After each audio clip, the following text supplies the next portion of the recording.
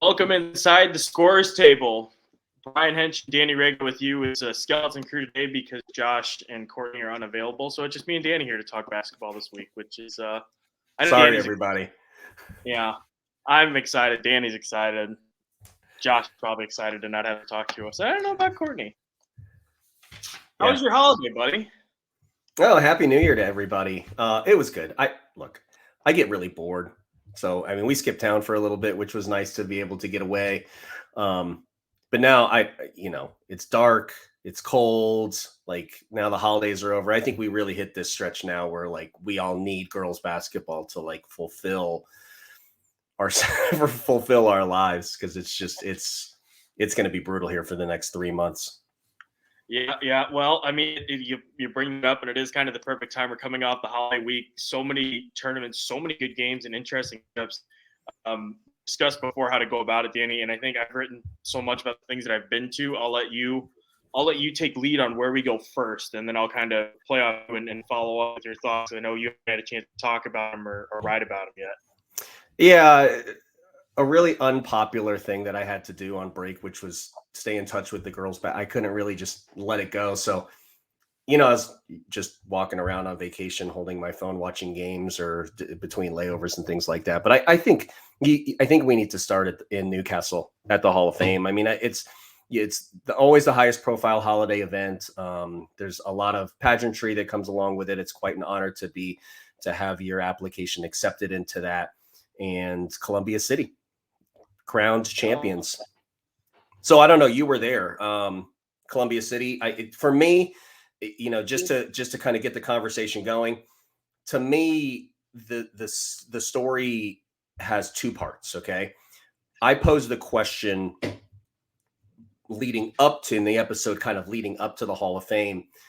Could they defend Faith Wiseman? Could they, as in the Columbia City Eagles, defend Faith Wiseman and Julianne Woodard on the interior? And I have to give a huge shout out to Molly Baker. I thought she was really, really good, but it goes back to a lot of the narrative that we had created or kind of discussed with Columbia City. I think they're a great quarter court man basketball team. I thought Molly had the appropriate amount of help. I thought Amy put a little bit of intricacy in the fourth quarter to kind of help them get Woodard, not to disappear, but to be ineffective really in the fourth quarter.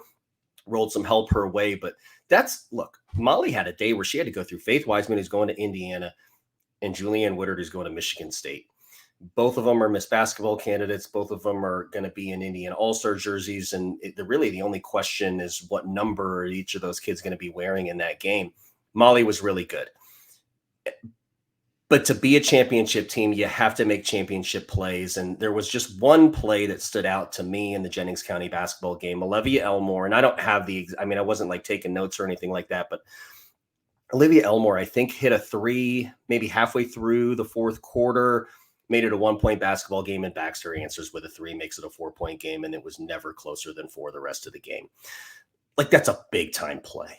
Like, that's a big time play because in a 1-point, 1-possession basketball game, you can play through Woodard.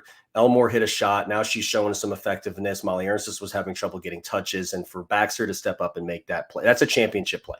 That's the kind of play that you've got to make in February to advance right in the brackets. So they made it, and they're Hall of Fame champs. So what was it like there, Hank? Oh, it was good. I think this is a non-basketball thing, but the atmosphere this year was the best I think I've seen in my third or fourth tournament covering that event. Columbia City brought it. Indian Creek brought it for the 11 o'clock game. Lake Central traveled really well considering they're coming down from the Chicago area. And then obviously Jennings County brought it too. I mean, they packed it in for the third place game, which is awesome. So it made for such a big game feel.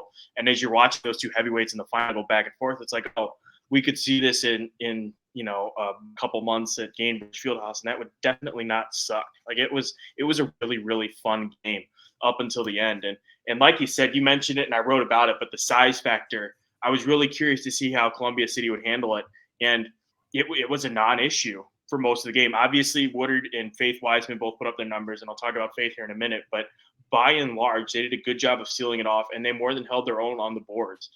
They're finding some second chance opportunities, and then after a little bit of a rocky start against Indian Creek, they started limiting those second chance opportunities going the other way. So that was really impressive to see. And it's something that whenever you talk to, you're asking about a specific player or talking to that specific player to talk about themselves, they always go back to the depth part. And at times, I'll admit that can get a little tiresome here, but with Columbia City in particular, it's unique because it is so true. And you saw that manifested in the first game.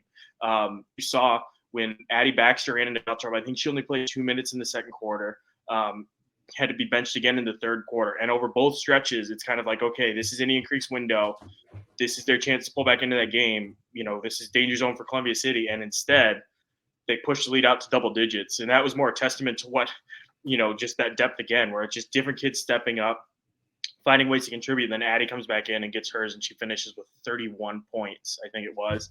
And then in the nightcap, it was the same depth on display, but this time it was because different names were stepping up. Kids who haven't been shooting the ball particularly well are finding ways to hit those shots, and that's something that Jennings County talked a lot about afterwards. Was like, we weren't expecting these kids, this season, the tape that we'd seen, the numbers that we'd seen, they hadn't been shooting the ball this well, and yet here they were stepping up and delivering big shots. And that's the thing come tournament time, is who's going to step up and do those things. We saw it last year at BNL, where kind of an unsung senior came up, or junior, I guess it was, came up and hit some big shots late to win it and things like that. So for Columbia City, they have those opportunities in spades. But like you said, it all goes through Kendra Sheets and it all goes through Addie Baxter, and they were both brilliant through the entire tournament. Kendra, I don't know, maybe kind of sometimes gets lost just because she doesn't have the Butler commit next to her name, but she's really good.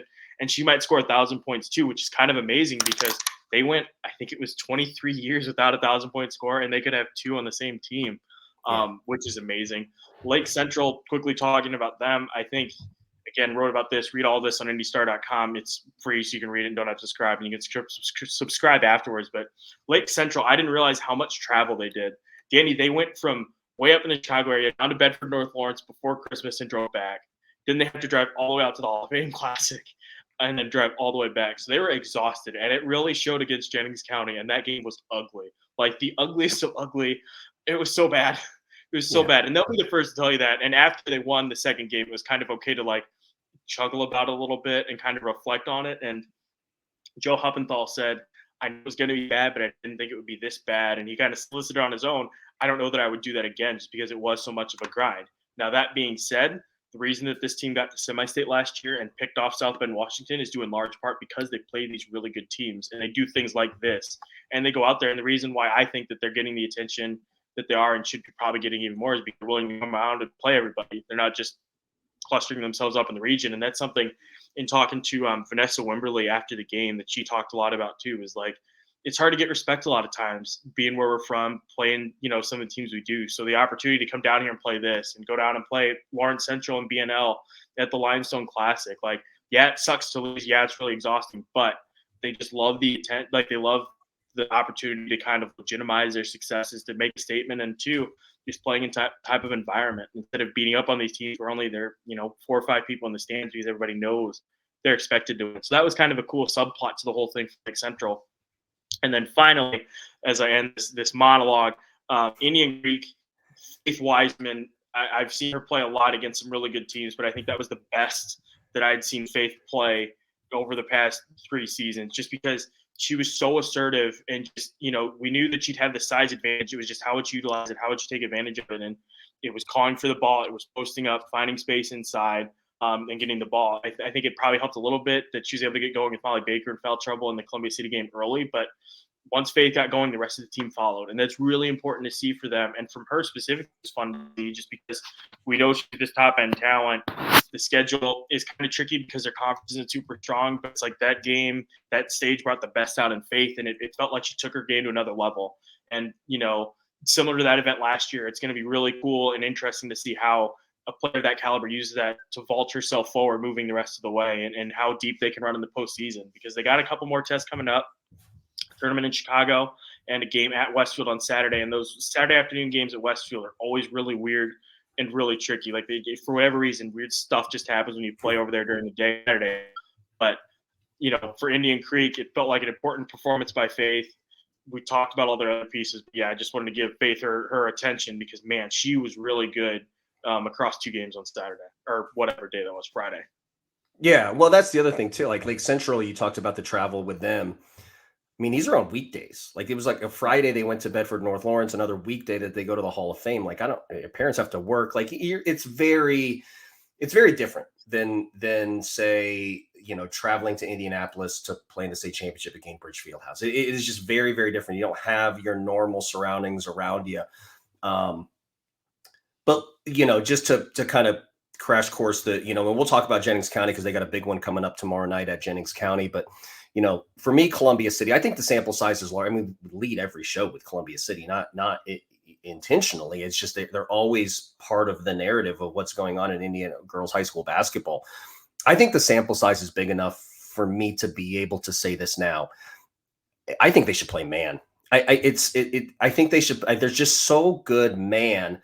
And it's so difficult to score on them, and they're able to limit touches with Woodard late in that basketball game. But for me, and I know Addie Baxter and her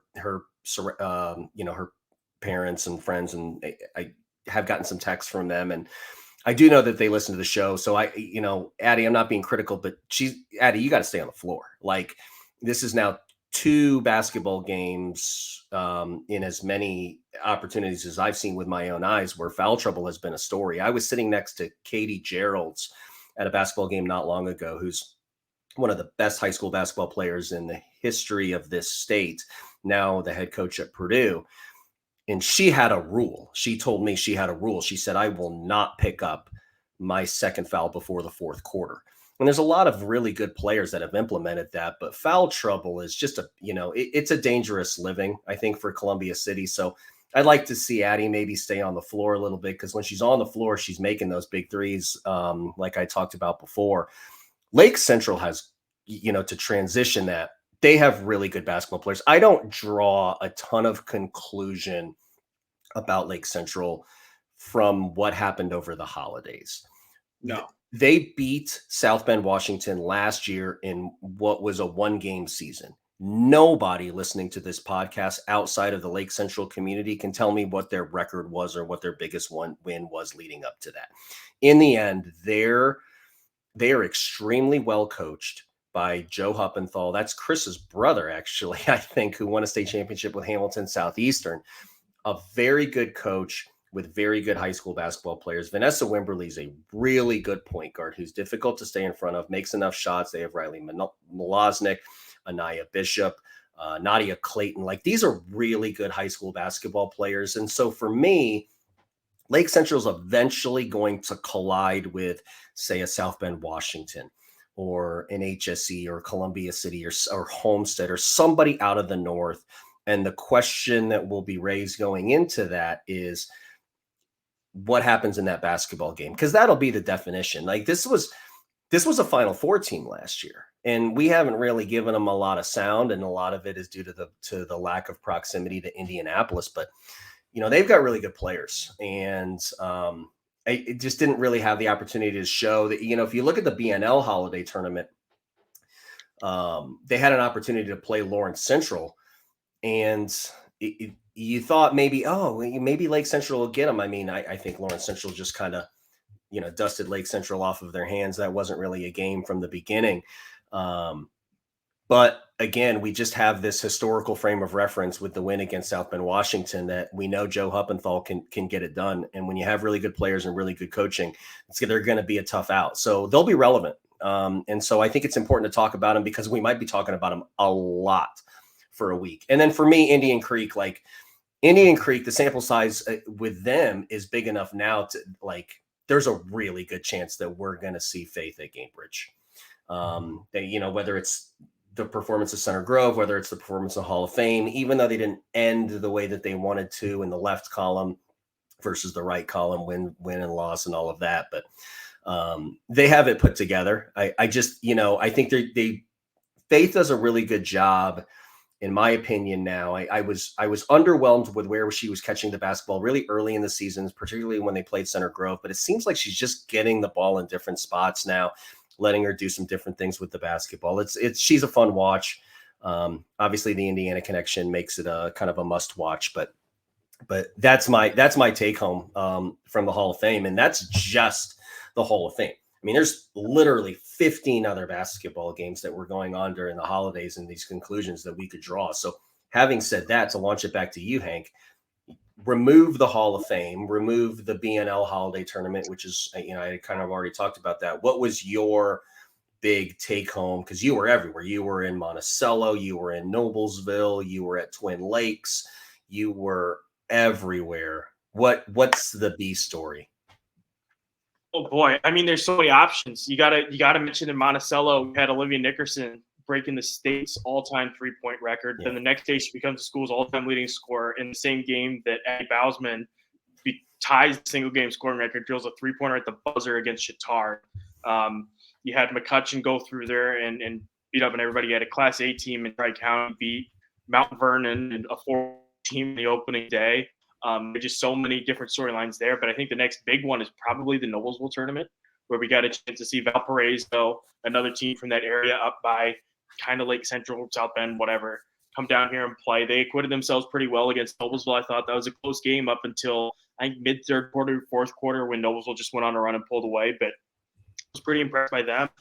And then speaking of Noblesville, they beat Snider. They held on for a big win, 30 from Reagan Wilson, which was big.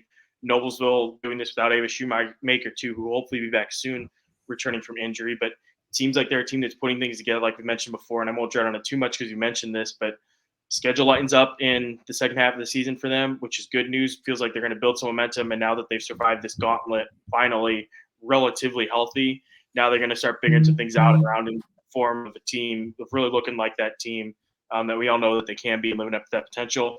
Norwell, man, they're legit. I tell you what, Kennedy Felling is unbelievable. That Snider game got out of hand. It looked close on the scoreboard through middle of the third quarter, but it never really felt quite that close, I think, for the people on the sideline, because it was just like Snider was doing just enough to keep him away, and then Snider did what Snider does and ran away with it. But Felling was really good. She was a noticeable presence, and then she went off in the nightcap against Valparaiso to get them a 4A win, which is important because, as they say, close only counts in horseshoes and hand grenades. And when you're with a team that's playing close, that's not good enough that you lost at the buzzer to a really good 4A team in Lawrence North. You know what I mean? And things like that. So it was good for them to get that positive, I think, and have something to build upon. Then on the side, Point Snider, they are so athletic, and Jordan Poole is just so good. I didn't realize that she was hurt at the beginning of the year, but she's back. She's healthy now. She said now she's finally feeling like she's back to 100%, and that woman is a magician with the basketball. I tell you what, like her passing is unbelievable. It's so much fun to watch, and just all the pieces, be it Sims or Donahue or whoever else it is, Finezzi. Deep Finezzi had some huge blocks for them. Like, they have some size inside too. It's just really cool how all the pieces fit together. The big questions that I have with Snider, because they lost again in Noblesville, and maybe this is just results-oriented, prisoner of the moment thinking, but it's like, if are they going to get over that sectional 8 hump? Because Fisher, it was Noblesville, then Fisher's, and it's already been Noblesville again this year in a tournament, in an in-season tournament championship game. But what's it going to take to get over that hump? Because they certainly have the talent to compete with anybody in the state. It's just now a matter of doing it. But they're really good. But yeah, I mean, it was a fun event to go to, and I know there are other results too. Like I think Greensburg 318 picked off Roncalli. You had Zionsville and Plainfield going down to the wire. Center Grove won their tournament against some quality teams. I think Brownsburg was who they played in the championship game. So just a ton of games all over the place. So were really good and a lot of fun. Yeah. Noblesville had a very interesting holiday break. And because it started by going down to Bedford and playing in the holiday tournament and taking 2 L's. And the news of Ava Shoemaker not playing actually broke that morning. I had known about it for a couple of days prior. But the text started coming in from people that are like, hey, Ava's not playing. Ava's not playing. And then they go down there and they had a good week of practice, I think, leading up to it, but they just weren't able to get either W at Bedford North Lawrence. But they concluded, I think it was December 22nd, as a 7-7 basketball team. And I mentioned it on the last episode that we did, without a 3-game winning streak. And so it immediately drew a lot of attention to the event a week later, when Jordan Poole was going to be in the building, when Lillian Barnes was going to be in the building, when Norwell was going to be in the building, to see how they were going to react. We didn't know, because they didn't make it public, if Ava Shoemaker was going to be back. We then learned that she wasn't going to be. But Reagan Wilson was the story. And I kind of paused for dramatic effect there, because Reagan Wilson was finally this, like, she finally did what everybody knows Reagan Wilson can do and what we wanted her to do. She had 30 against Snider, and I think in the morning game, I think she had 29. I mean, she almost had a 60-point day. She shot it really well, but what you're seeing from Reagan, particularly with Ava out of the basketball game, is you started to see her maybe color outside the lines, maybe a little bit more. In watching that game, she had 22 of Noblesville's first 28 points against Snider. Like, that's a ridiculous statistic. Okay, it's particularly when you know that she's on it, and you could see the antics of Snider's coaching staff and their bench. Like, when Reagan would get a clean look, it's like, of course, what do you do? Like, close out the shooter. But she's been shooting it really well. She took a couple of hand down, man down threes with people that just didn't close out. She was taking pull-ups. There was a primary break where it seemed like the right play was a pass or a pitch up the floor, but she kept it. She kept her dribble alive, dribbled up the floor, and ended up taking a little pull-up 10-footer in transition. Like, that's a kid who knows that she's got to create some volume. And like I said, you maybe color outside the lines a little bit. The other thing which is of note there is Jordan Poole didn't guard Reagan Wilson in that basketball game. Donahue did. And that's size, that's physicality. That's the kid that's probably going to guard the best player on the opposing team most nights. I would assume that Donahue, when they play Columbia City, will guard Baxter, for example. But for her to be able to do that against her, I think, again, here we are 365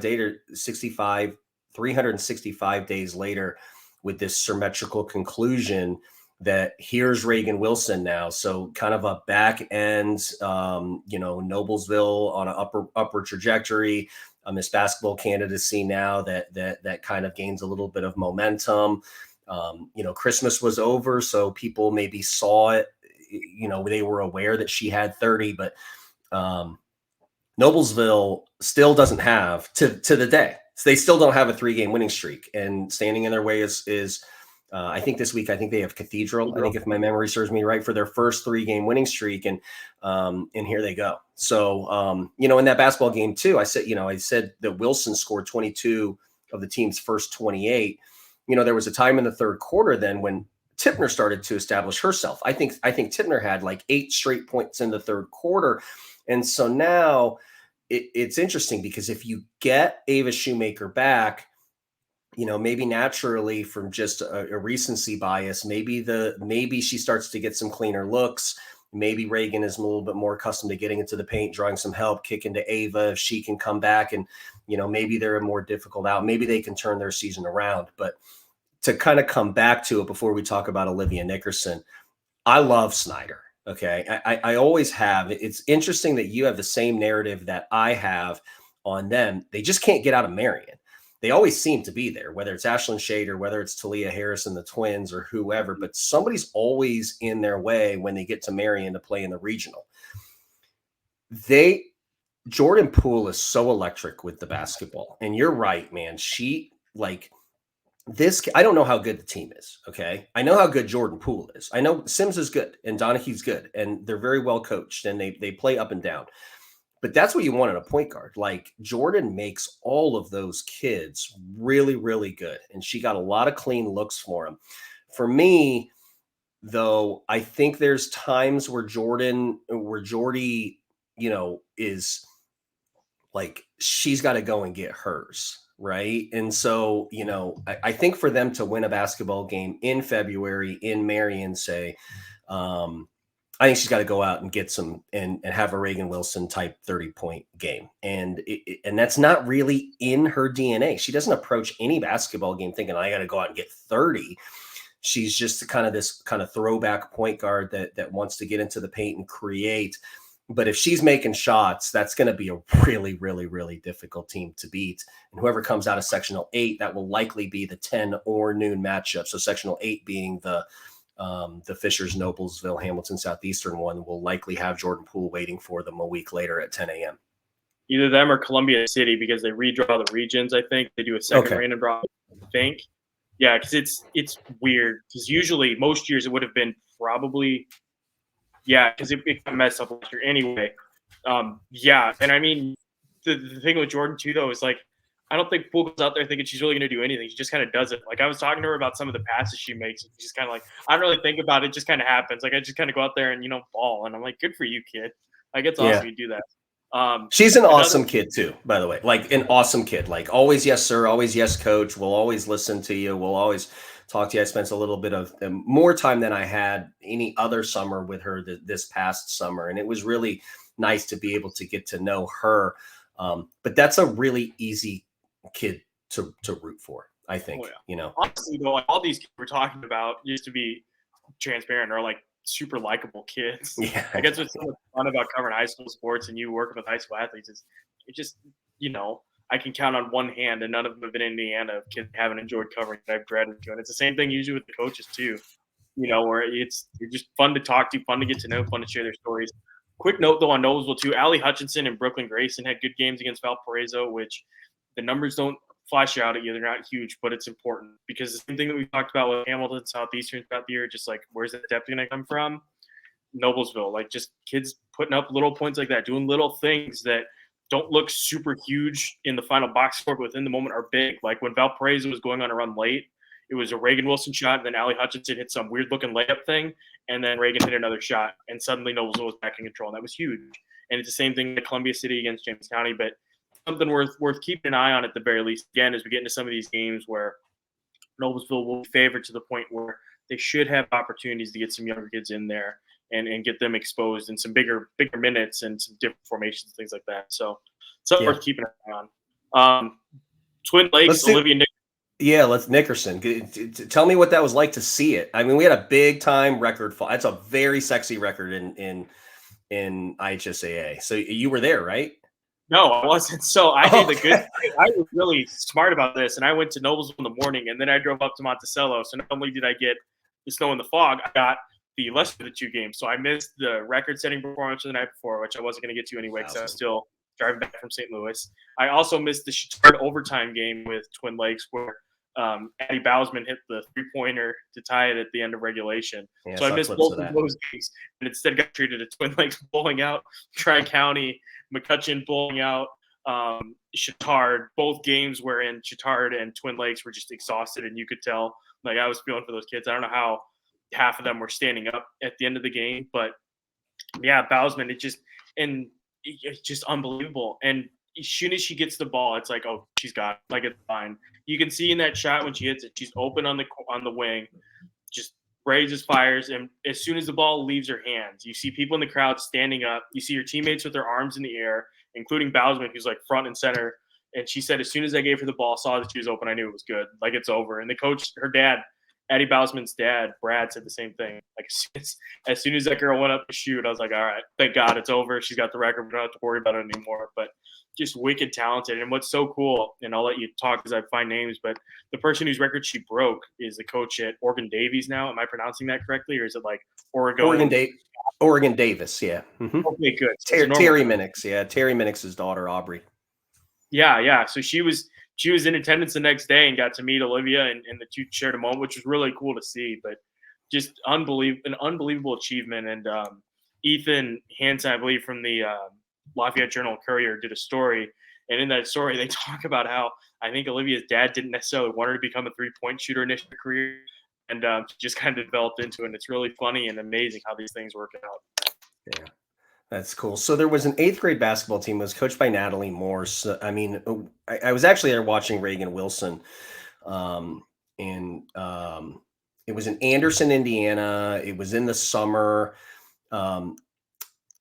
Olivia Nickerson's basketball team was playing against the Utomi Twins, which are from Michigan. If you follow the club circuit, they led like the Michigan Storm team to the Under Armour National Club Championship this year. And they were playing them. And in that basketball game, it was really the first time that I really sat down and evaluated Olivia Nickerson. And she was an 8th grader at the time, had 10 threes in that game.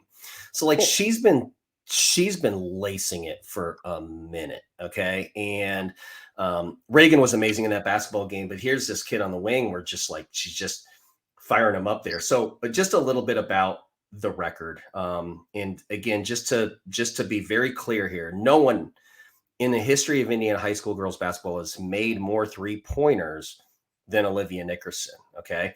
And you'd mentioned Aubrey Minix. Aubrey Minix played in the state championship for Terry Minix at Oregon Davis. They had a little dynastic run, kind of mid 2010-ish, like right around there. Aubrey had an older sister named Gabby Minix who could absolutely stroke it too. She went on to Marquette to play her college basketball. Aubrey went to, I think she went to Murray State before she transferred to Southern Indiana.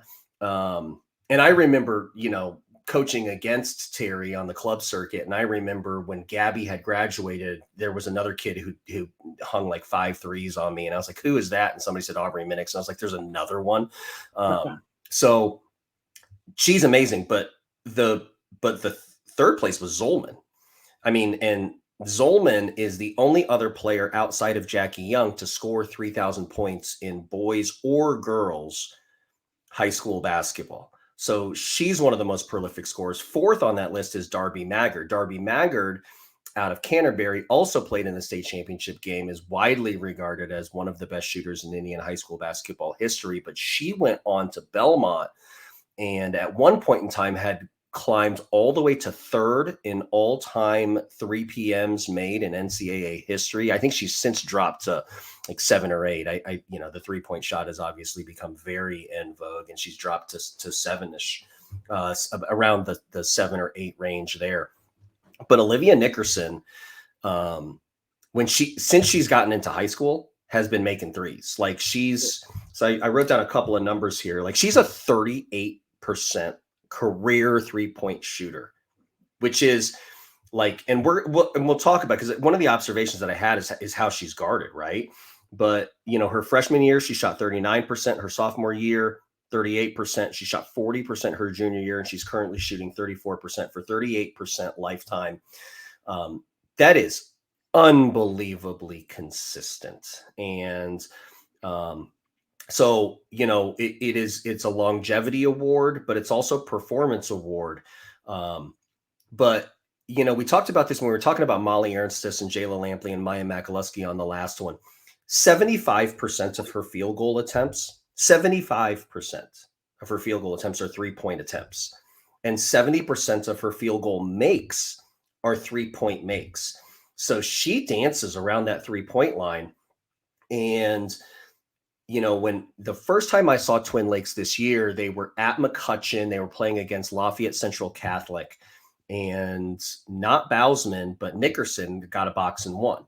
If you go back to the Twin Lakes tournament and watch the Faith Christian game, which I'm not sure if it was the first or second round basketball game, but Coach Layton obviously has a ton of familiarity with the Twin Lakes program through their club circuit and all of that. Faith Christian played an inverted 3-2 zone against Twin Lakes.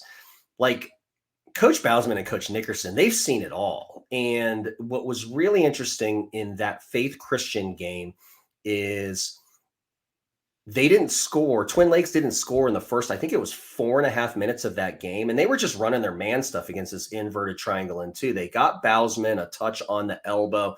They ran Nickerson off of a fake misdirection handoff. Bowsman kept it, drove the lane, makes a right-handed layup, and then they were off and running. But congratulations to Olivia Nickerson. She averages over 12 3-point attempts per basketball game. So she doesn't have any problems getting volume. They obviously, the presence of Bowsman really helps because she just has seemingly, 15 assists a basketball game. But to be above Minix, Zolman, and Maggard now, and to sit on the throne of the most 3-pointers made is really, really, really impressive. So congratulations to Olivia Nickerson. Congratulations to everybody in the Twin Lakes program. Congratulations to the coaching staff there. That's a lot of fun. And so hopefully we've done our job in maybe shedding some light on who Olivia Nickerson is. Before I throw it back to you though, Bowsman, in that same basketball game that I went to at McCutcheon, where Lafayette Central Catholic was playing Twin Lakes, Bowsman was the kid that jumped out at me. And I never seen her play a high school game. I've seen her play a lot of club basketball games. I've never seen her play for Twin Lakes. Okay. This kid is a true point guard, a true floor general. obviously her dad is her coach, so it's very natural that she's the extension of the coach's voice. She's probably coached at the dinner table and from the driver's seat to the passenger seat just as much as anybody in the state. But she seems to really have a grasp of who Olivia Nickerson is, who she is, who Twin Lakes is, what they're trying to do. But I couldn't keep my eyes off her in that Lafayette Central Catholic game because she was always talking to somebody. And it wasn't even just Twin Lakes kids. She was talking to like the Lafayette Central Catholic kids too. Like she seems like a very likable kid. I don't have any personal relationship with Coach Bowsman or Addie. But she's so engaged. And then you just read tweets or you read headlines of her having 46 and you're like, that's a really likable kid to have 46. And then you see the game winner, but the kid makes plays and she's a true floor general. And she seems to, and just judging from her tweets and Twin Lakes tweets, she seems to be very close, but close with her teammates. But she is a huge reason why Olivia Nickerson sits on that crown right now.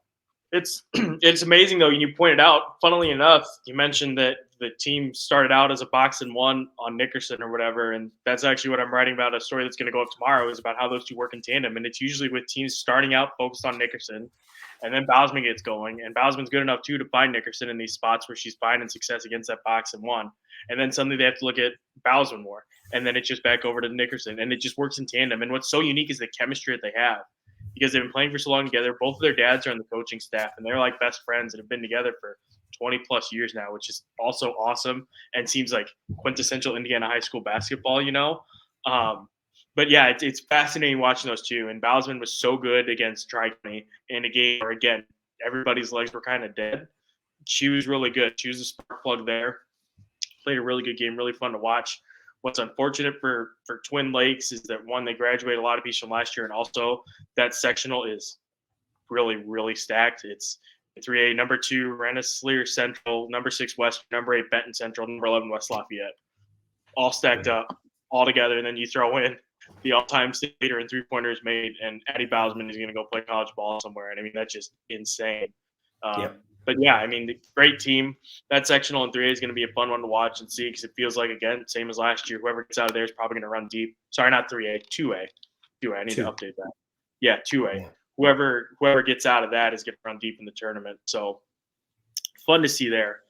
But McCutcheon ended up winning the event. And I tried to create the headline kind of leading up to it that this was going to be the statewide introduction to Lillie Graves and Olivia Nickerson and Addie Bowsman, who didn't actually, with Twin Lakes, win the event, really kind of rightfully took the headlines away. But I read a tweet from you. This is the first time that you got to see Lillie Graves, okay? And they were the champs at a really good event with, kids like Layton and teams like Crown Point with Ava and Nickerson and Bowsman. And it was a really, really good event.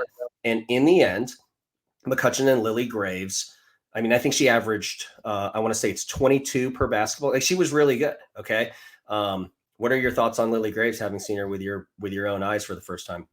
So it was a tough spot because I got the very last game of the tournament, again, 3 games in 2 days, and also came to find out that she's been sick and not feeling super hot.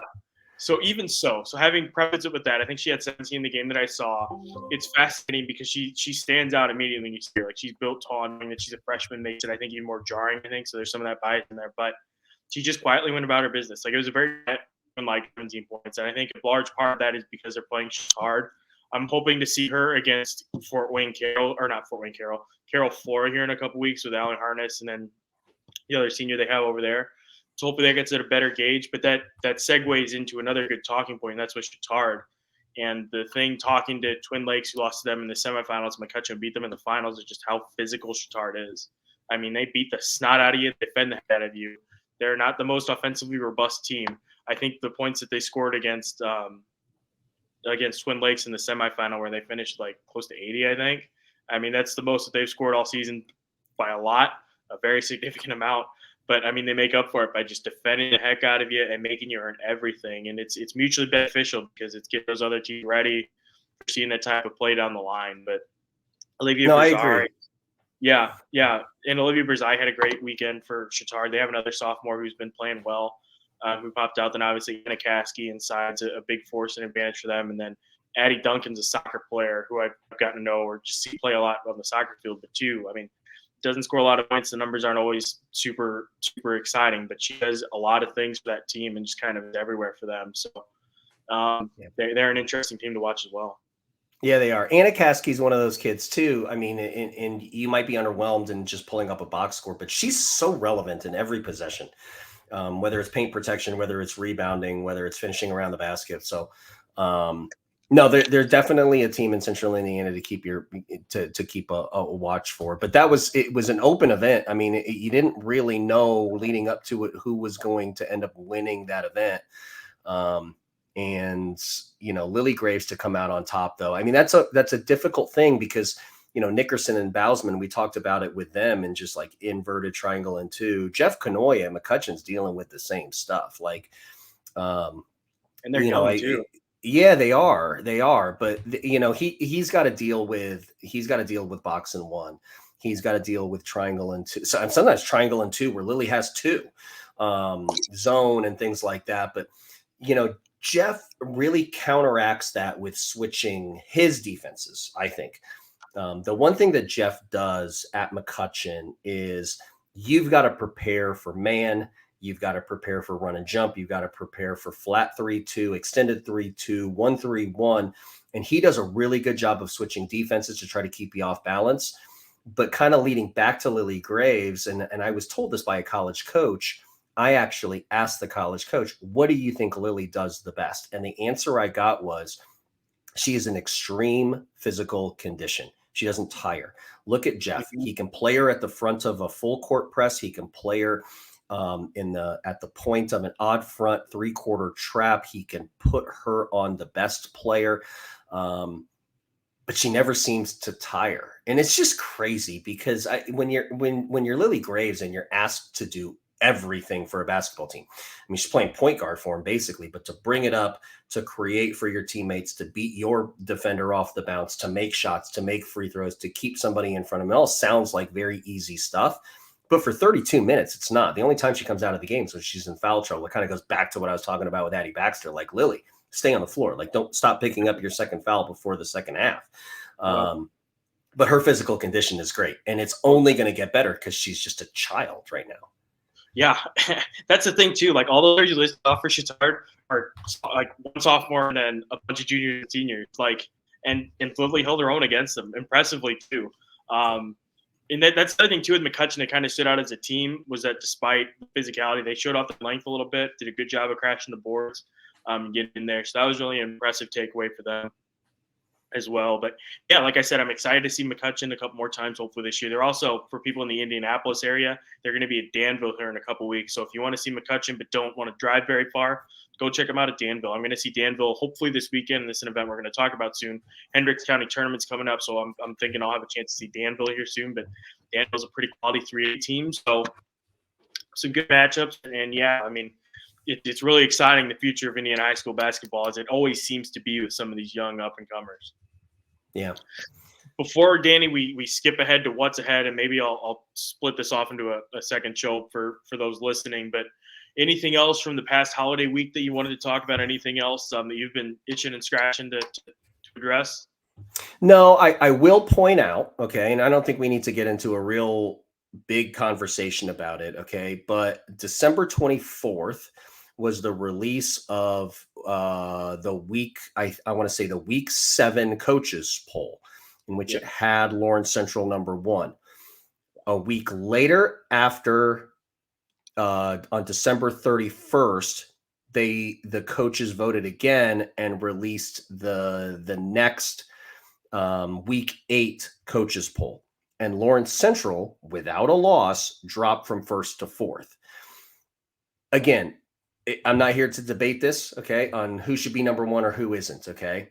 But all that's happening is there's a gigantic chip being put on Lawrence Central's shoulders.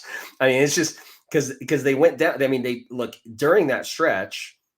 I don't know if where the Bedford North Lawrence tournament was, but the coaches don't seem to like the strength of schedule or don't seem to like them for whatever particular reason. They beat everybody that's been on their schedule. But just something of note that it's going to get brushed under the rug, and unless you really follow it to the level that we all follow it, you might have missed that. But that's a really interesting thing, and that's not a media thing, and that's not a podcast thing, and that's not a Sagarin Power Ratings thing. It's the opinion of the coaches. So I think that was really kind of interesting. They got a big one against Lawrence North coming up, and we'll preview that when it gets closer to it. But I think just globally, that was a really, really telling thing that happened in the polls. It was so weird too, because their schedule's just now starting to ramp up. Lawrence Central. Like, what else do you want them to do? And I think I preface this as always with rankings are meaningless. Yeah, like they mean nothing. Like, even speaking to someone who does like essentially in a Fab 15, there are definitely weeks when I phone it in, so to speak. Very rarely. It hasn't happened all this year. Certainly not this last week in the top 5. But I mean, there's just no real value to them. They're fodder in the locker room. But like you said, I mean, that's putting a chip on Lawrence Central's shoulders, and it's deserved because, as somebody pointed out on Twitter, they got 8 first-place votes and still finished 4th, which means that some other people have them way down the ballot, which doesn't really make a lot of sense to me. But whatever. They're going to have a chance to prove it again here with Lawrence North coming up. They've beaten some good out-of-state teams. Obviously, it's kind of hard to gauge and compare talent with out-of-state teams, but they're playing some better teams here. And again, I put a lot of stock with LC in the way they closed out against Noblesville. They found a way. That, again, we talked about it going into the LN game at the Marion County tournament. That's a young team that was still learning how to ways to win. Well, now they've kind of figured it out, it sure seems like, and they beat a good Noblesville team, and they went out and they beat Lake Central. So more tests to go, and then we'll see what they have left in the tank coming for the sectional tournament. But I mean, the rankings this week in general are kind of weird. I think it was in class 3A, I think it was Norwell, or not Norwell. There were some really random things. Like, I think people just kind of phoned it in with their rankings this week, or they're messed up online. But Garrett at 4-10 is ranked in class 3A and 4-10. They're ranked number 19 out of 20, 4-10. I looked at their resume, and they lost 3 games last week. They're playing some good teams, like they played Dwenger recently, Fort Wayne Blackhawk Christian. But I didn't quite get that one either. So maybe there's just something in the water and people are drunk on eggnog or whatever. I don't know. Doesn't make sense to me, Danny. That's why we need Sable here to help shed some light on that. No, I know, right? Yeah, it is interesting to how that process works, and we'll just have to remember to ask Josh about it the next time we come around. But you said something really smart. Outside of the Lawrence North win, which was tremendous, the best wins that Lawrence Central has are their out-of-state opponents, whether it's Ryle, George Rogers Clark.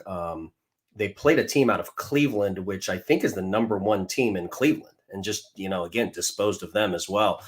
So maybe that's some unfamiliarity with how good their schedule maybe truly is. We actually also don't know the how Sagarin captures or ranks those out-of-state teams. That's something to consider also. And I don't think Lawrence Central really cares. Maybe they do. Maybe it's blown up and hung up in their locker room for all I know. Again, I'm not a part of that locker room. I don't know. But for me, it jumped out. Okay. It also jumped out that they jumped Hamilton Southeastern up to number 1.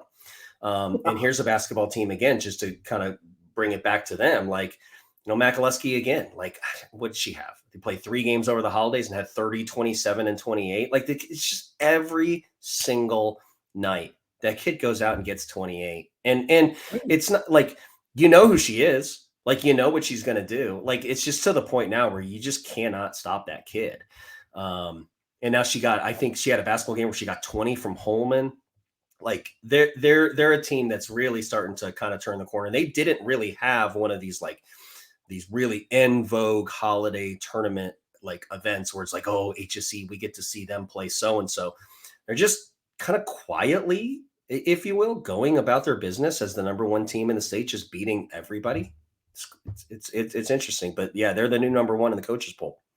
Quickly on the Sagarin ratings, they have Lawrence Central ranked number 2, according to John Harrell's site, which has a Sagarin rating. So that doesn't make sense. And then HSE jumping Columbia City like that too.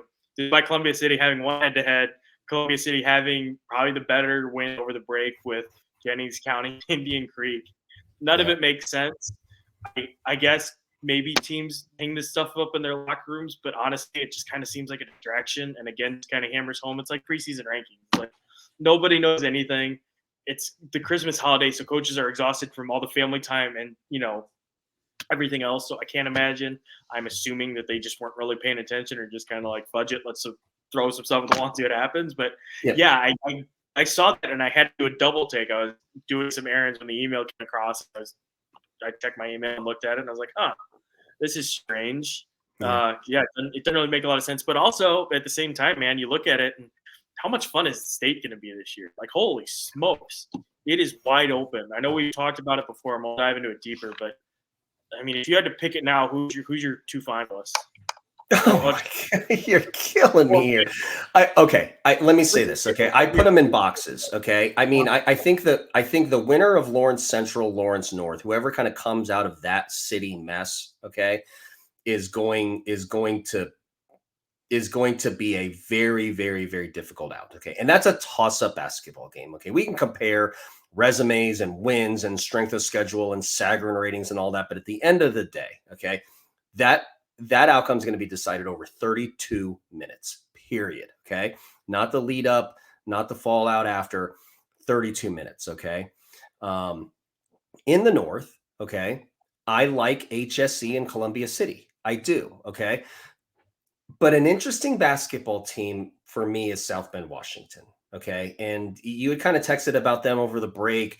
They're just very, very, very quietly going about their business. Kira Reynolds is playing, I don't know how much, but there's just not a lot of sound coming out of South Bend. But at some point in time, there's going to be a basketball team that's going to be having to prepare for Kira Reynolds, Monique Mitchell, Raya Wilson, a team that hasn't lost but what three basketball games in the last 2 years, but there's nothing on them.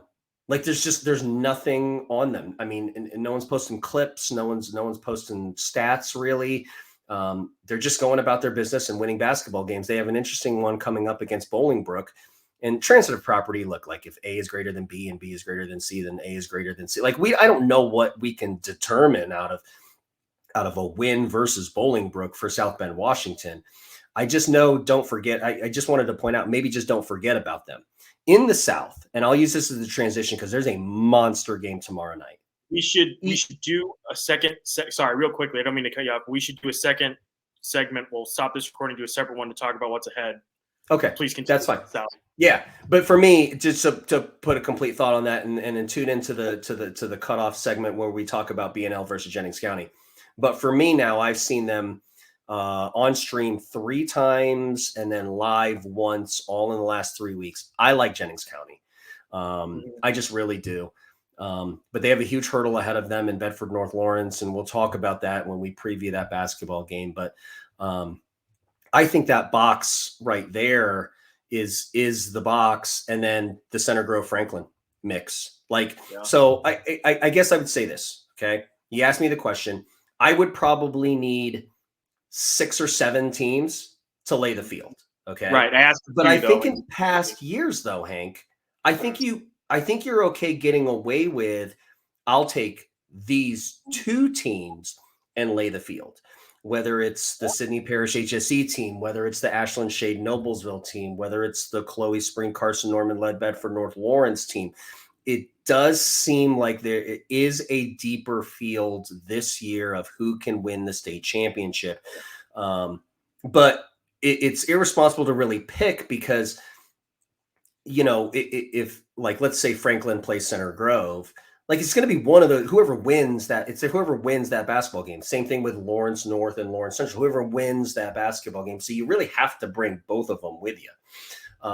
But there's another one too. Like we talk about Lawrence North, right? So Lawrence North disposed of Eastern Hancock. Okay. And we've talked about Eastern Hancock a lot, but Eastern Hancock looked outmatched physically. It looked like a 2A versus a 4A game. Yeah. And so that was an interesting one, but just when you started to think, well, maybe the bloom is off the rose a little bit with Lawrence North, they go and do that to a really good basketball team, which by the way, hadn't gotten beat all year. And they've been playing 4A opponents. They've been playing the top of 2A. Eastern Hancock is extremely well coached with Sherry Dowd. They've got a budding star in Kenzie Cook. They have experience with Brooklyn Willis, Sammy Boulding, and Ruby White. Like they played Elkhart, which I was watching the broadcast of the Eastern Hancock Elkhart game. Elkhart was the biggest school that they had played in girls basketball. I found that kind of interesting. I didn't know Elkhart was that big. But they've got good players. And I talk about Ken Hunt or Tennessee Hunt, the coach up there in building things. I know they have some players that are ineligible. They're going to be really, that was a good win for Eastern Hancock. And in that basketball game, it looked like Eastern Hancock was trying to adjust to the speed and the physicality of what a big time 4A opponent was going to give them. And then late in the second half, they had this little stretch where they were ballooning the lead from, I think it was 7-14, where Cook gets a bucket. Cook gets another bucket. Cook penetrates to try to get a third bucket, draws help, kicks it to Ruby White. They get an and one. They go on a 7-0 run. And then suddenly the 7-point basketball game is now a 14-point basketball game. So even in just telling that story, Eastern Hancock, it was going to be interesting to see them play Lawrence North. And then Lawrence North comes out and has what I think looked like their best basketball game they have played in a very long time. Yeah, it comes the Lawrence North game. I made the short drive over there to see them play Eastern Hancock, and it obviously comes with the caveat 3A versus 2A or 4A versus 2A. Yeah. But yeah, I mean, they just looked so athletic. Kai Hart was really dialed in. They were just doing everything right. But I mean, for Eastern Hancock, I suppose, and maybe this is just trying to pluck some positives where I see them, but they were finding some shots early. They're getting around the basket, decent. Like Sammy Golding had some really quick takes in where she was able to score some buckets for them and then missed a couple around the rim, but that's good. And God bless Kenzie Cook. She took a bit of a beating. I wrote nothing malicious, but she got bumped around a little bit, as freshmen are wont to do, especially when playing a team like Lawrence North. And it just happens. But she accepted the abuse and kept bouncing back and made some plays late, which is encouraging and, fun to see the resiliency of a freshman who doesn't really know any better, to just keep going up. But like you said, I mean, it's important for Eastern Hancock to play more of these games, and to be blunt and frank, I wish they would play more of them, because I've learned more in watching them now against LaPel and against Lawrence North than I would have watching them beat, Rushville by 20 or Wapahani 60-26. And obviously Wapahani is a conference game, so that's a little different, but like Northwestern's a little bit down too. So 63-24. So that's kind of tough for them, but really impressed. Eastern Hancock doesn't change anything. Lawrence North, it was good to see them get back to form after watching that Center Grove game, which, like we discussed in the moment, it's just fatigue. It's fatigue and then a little bit of youth too. I talked to, Stephen Thompson. I talked a little bit after the game, and they're still young. They still got some young kids starting. They're getting their legs under them a little bit. It just expect this time of year. And coming off the Warren Central game, a big rivalry game, like Sable pointed out beforehand, I mean, they're tired, and that's okay. I mean, that's happening, and it's a learning experience for them. Great team. Eastern Hancock, still a great team. Yeah, I loved that enrollment fact you pointed out for the broadcast. I was going to mention it if you didn't. That Eastern Hancock, those are the two largest schools that ever played. Like, who would have thought? Who would have thought that? I was trying to guess it. I couldn't get it. What we're referencing, they did a trivia question of who was the largest team that Eastern Hancock has played enrollment wise or whatever. And so, I mean, we've learned that Elkhart is really big. So, but a nice win for Eastern Hancock. But the holiday tournament again, and hopefully you've made it 58 minutes into this podcast. But there was just so much. You got your own families, you got your own vacations, you got your own. Some people are spending 3 hours assembling like Jeep Wranglers in their basement for Santa to drop off. Like it's hard to keep track of all of that stuff. And there were a lot of really interesting things that happened in girls basketball, which kind of set us up. And and I'll use this as a transition to back to the last pod or a couple episodes ago where we were talking about the schedule. We're here. Like we were texting back and forth about, are we going to do a live show, or are we going to, what are we going to do for the selection show and things like that? Like we're 3 weeks away from that. Like Hank told me it was January 21st. Like we are now in the bottom of the 7th, bottom of the 8th now of the season, and we can really draw some conclusions. And so Hank lobs out the question to completely put me on the spot, who do I like for the state championship, and I gave him the answer with 8 basketball teams on it because I'm too scared to pick 1 or 2. But that's where we are now. Like I think people know who they are, and I think people are starting to like even Columbia City, for example, right? Like we talked about it at the last one. Like this is how Lures beat them. This is what Lures did to beat them. And then Snider comes back 2 weeks later and beats Lures by like, what was it, 35 or 40 years? They just put a running clock on them. They clocked them. So just when you think you have something figured out, something else happens where like Snider comes in and has a really tremendous win. And like I said, as you said, they're getting healthier. Jordan Poole starting to establish themselves. And then you have basketball teams too, where like, can you just throw away the first half of the Noblesville season and just say, oh, they have Reagan Wilson and Meredith Tidmer, Ava Shoemaker's back and they're a real tough out? Or are they what their record says they are? Like, are they a 500 basketball team? Like these are all the questions that still persist. But at the end of the day, we have a lot of information now because the season's basically over. This is why we need Delks and Sable on the show to just keep us from talking the whole time. But two things, and I'll go back. I'll go in order here. With Columbia City and that loss to Lures, that needs some context. Like there's some behind the scenes stuff, some other adversity that they're dealing with. So that too changed. It didn't really, like the loss to Lures didn't really change my opinion of Columbia City because I think that happens. It's a long season. Stuff happens. But two, when you factor in some of the stuff that they were dealing with behind the scenes and adversity, they're not related to basketball and illness, whatever, everything else, it makes it more understandable. It puts some much needed context on it. And you know what I mean? So I think that that's important to remember with that loss with them. And then with Noblesville, that too kind of comes with an asterisk though, because you say, are they what their record says they are? Well, that record though has come against the toughest schedule in the state where they've played anybody who's anybody. I mean, in 4A, they've been on Noblesville's schedule, and Millers have understandably taken some licks, but it's not like this is anything new for them. Like they did the same thing last year. Obviously, there weren't as many losses at this point in the year, but they figured it out down the stretch and went to overtime in the sectional semifinals against the eventual state runners up. So that's how I approach those two items specifically. Yeah, for sure. But I strap in, everybody, because it's going to be a fun kind of close here. We got some big matchups coming up. We'll just talk about, I guess when we split the recording here.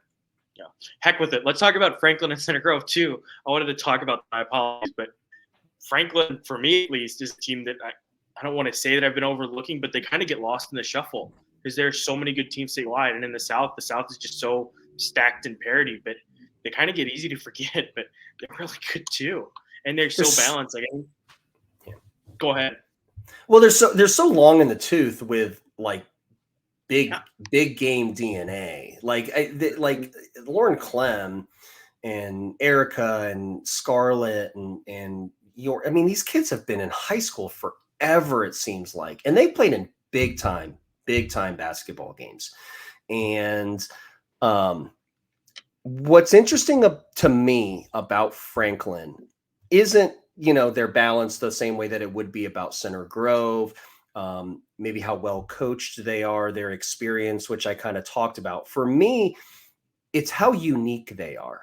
They do things differently with their 5-out, with their exit cutting, with their diagonal looks, with their extra off of that diagonal, with the way that they spread the floor, with the way that they value the 3-point shot. That's a very difficult thing. You don't have transferable principles that can apply basketball game to basketball game.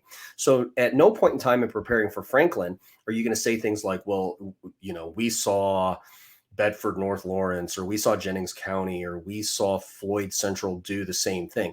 They do things so unique. And when we get closer to the tournament, really, really break down who everybody is, that's going to be the big thing. And Josh will be able to speak, because when Josh was there, they were very unique in that same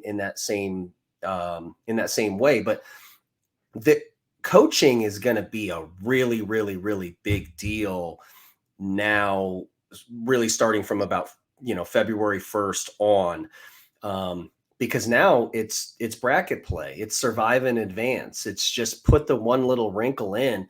And because they're so unique, I think it makes them such a difficult out, aside from everything that makes them great, which is their experience, their toughness.